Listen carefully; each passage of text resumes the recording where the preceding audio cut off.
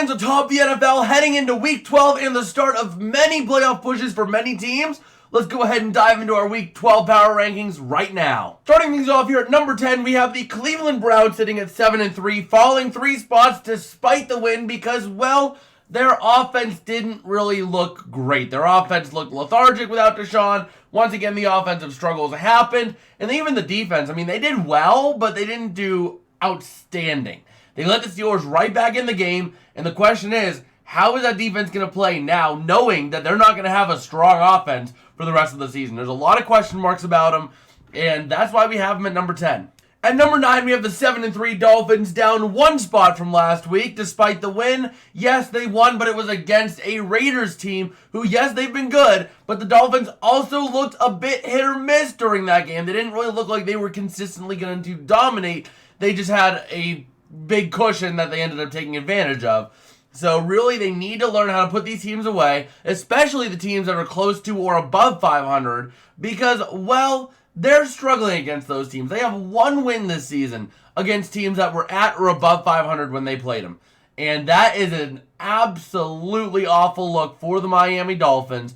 They got to get back on it. They got to be able to put these good teams away if they want to do anything. At number 8, we have the 6-4 Texans up 2 spots from last week, not down, after another close win. This team is showing me grit. They're showing me fire. They're showing me fight. Even on a bad day for C.J. Stroud, the team rallies around him and pulls out the win when they need it most. This team is looking white hot. They're looking really good down the stretch, heading into the playoffs. And they are really making an effort to make the playoffs. Right now, they're sitting, I think, at the 5 seed or 6 seed. They're ahead of the Steelers, that's for sure. Yeah, they're at the 6 seed ahead of the Steelers. That's what it is. I remember now.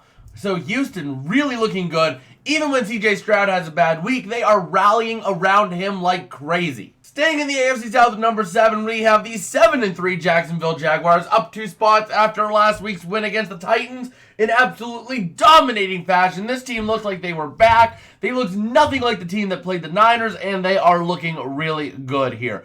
They're starting to get better. They're starting to click. They're starting to move. A bad week against San Fran, yes, but they're rebounding, and they are starting to get back on their roll. A big game against Houston coming up. This will be defining for both of these teams. But Jacksonville right now up 2 spots, looking like a very solid team with a lot more talent around the roster than Houston. At number 6, we have the 7-3 Chiefs because they're down 3 spots because if they don't win the game in the first half, they do not win the game, period. They have put up 53 points of second half offense in 10 games. Not even a touchdown a game in the second half. That is the worst in the league, and they are not doing anything about it. They're even worse than the Panthers' second half offense, if that means anything this season. I mean, it is awful. In Kansas City, if they get behind at halftime, they're not going to win the game. Even with a lead, they're not guaranteed to win. We saw it last night whenever they were up 17-7 at the half and still blew it in the second half, putting up nothing in the second half of offense. So this team needs to get their offensive groove going in the second half. Otherwise, they're going to be first-round exits. At number 5, we have the 7-3 Cowboys. Yes, a big win. Yes, a huge, huge margin of victory. But it was against the Carolina Panthers. Doesn't really say too much. And it's hard to justify jumping Dallas over a couple of the teams ahead just because they got a big win over a bad team. That doesn't really show this team is great. They will dominate bad teams, but whenever it comes to good teams, they will play very close and they will just about lose a lot of those games, especially on the defensive front. It's really relying on the offense to win against good teams. At number 4, we have the 7-3 Niners, up 2 spots from last week because, well, the Niners are back. As much as I hate to admit it, the 49ers are back and moving and grooving.